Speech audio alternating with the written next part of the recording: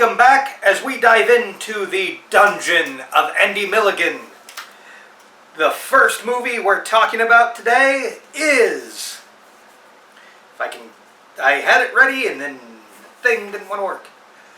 The Torture Dungeon. There is a audio commentary by Alex DeSanto which I tried to listen to, and I tried to watch this movie. I said tried. Notice that? Yeah, it didn't happen. The movie begins with a beheading. Sweet. The beheading looks really silly and hysterical. You know what? Cool. Not many movies start with a beheading. The acting is Milligan quality, which means between bad to not bad. Like, there is no good. There's just bad and not so bad. And then they start carrying a casket, and there is Hal Borski, Andy Milligan regular, picking his nose. I tapped out at not even the 3-minute mark. I couldn't do it. They were all wearing like British costumes, like it was a weird Midsummer's Night's Dream era thing, yet they're clearly in Staten Island. And then the audio commentator, I turned that on to see if I could get through the film with that. And he called Michigan, who is the guy who helped Milligan put his stuff together, and I can't think of it. He called Michigan a little shithead, which immediately made me dislike the commentator. I don't know much about... I don't know his first name. I want to say it's Andrew Michigan, but I'm probably wrong. I don't know much about Michigan, but hearing an audio commentator call him a little shithead for really no reason that I'm aware of, that I didn't know the guy had an issue with, just kind of put me off. And I made it to the same spot without the audio commentary before. I'm like, no, I'm just going to not, and I'm going to film this review for you all. So, that being said, that is my experience with the Torture Dungeon.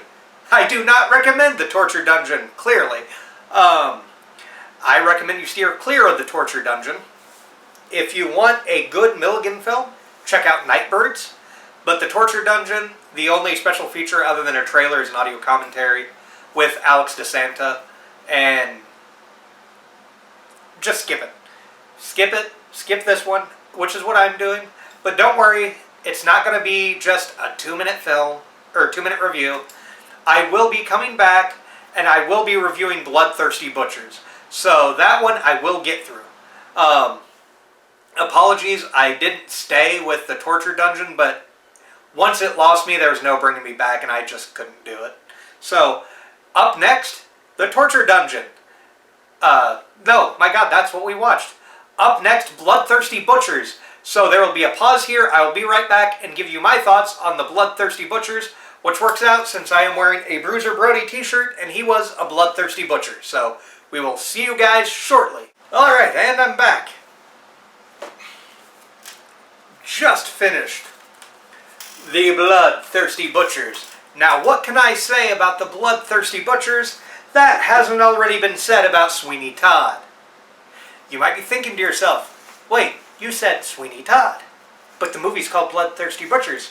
It is, but it's Sweeney Todd. It is Andy Milligan's version of Sweeney Todd. The only feature on here is a theatrical trailer. There's no commentary or anything.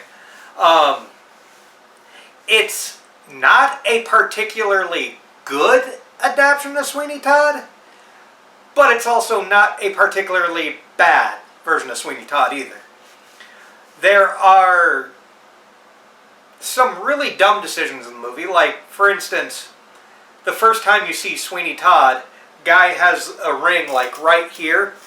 So, after Sweeney Todd cuts his throat, he's trying to get the guy's ring, so he cuts the wrist off.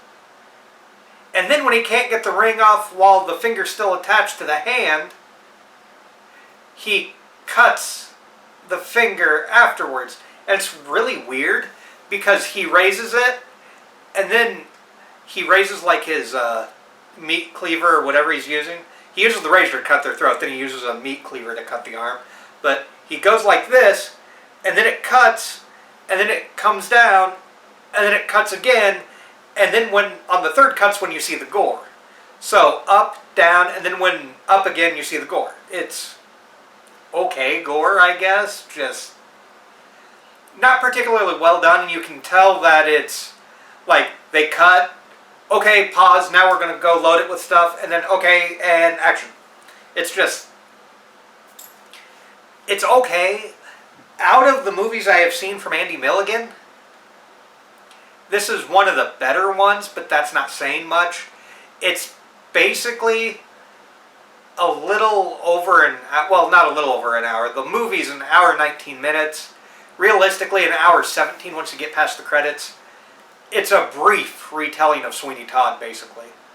And, like I said, it's not bad. It's not really good either. It's there. But compared to some of the other stuff I reviewed from Milligan, it's good. Now, I do have to mention the end. So if you do not want to be spoiled, I'm giving you an out now. If you do not want to be spoiled, I will not tell you where to click. Just pause the video or hit mute. Or click off of it. So I will spoil it now. I gave you a warning. I probably will put a time code at some point if you don't want to hear it. So I will put that in probably right now. Okay. So at the end, Sweeney Todd gets into a fight, and in what I have to say is both the dumbest and funniest thing I've ever seen. He gets stabbed, or the guy he's fighting gets stabbed, and it goes like this, okay? The guy grabs his stomach, and then as he bends over, then the blood pops out, shoots out. Well, then a cleaver that Sweeney had goes up in the air, and then just right here, right in his head. But the way it's done is so cartoonish and so bad that it is fascinating. So, do I recommend Bloodthirsty Butchers? No. But it's on the Dungeon of Andy Milligan. If you have the Dungeon of Andy Milligan and you have already watched most of his stuff, do I recommend it? Yes, it's, like I said, it's not his best film, but it's also not the worst thing he's done either. It's there. So yeah, we only have now, there's one that I'm really excited for. We have Curse of the Full Moon, and the Rats Are Coming, the Werewolves Are Here, The Man with Two Heads, Guru the Mad Monk, Legacy of Horror, Legacy of Blood, and that's, oh, and then Carnage and Blood, and I think the last one is, yeah, the last one is a CD, so I'm not going to review a CD. So we have 1, 2, 3, 4. We have 4 discs left on the Dungeon of Andy Milligan. I'm going to try to give them all a shot.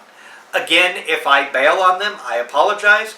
But if I do bail and I do not give them a full review, I will just do what I did here. I will tell you why I bailed, and then I will combine whatever the second movie on the disc is. Next time on the show, it will be Return of the Killer Tomatoes. And then in October, we start going through another box set, and this time it's H.G. Lewis. We are going to skip Blood Feast, mainly because I do not like Blood Feast, but I will give my thoughts on it in its own video. So I'm not going to watch Blood Feast, but I will give my thoughts on it, if that makes sense. So thank you for watching, and we will see you guys in 2 weeks. Well, not next week, but the week after. So yeah, 2 weeks.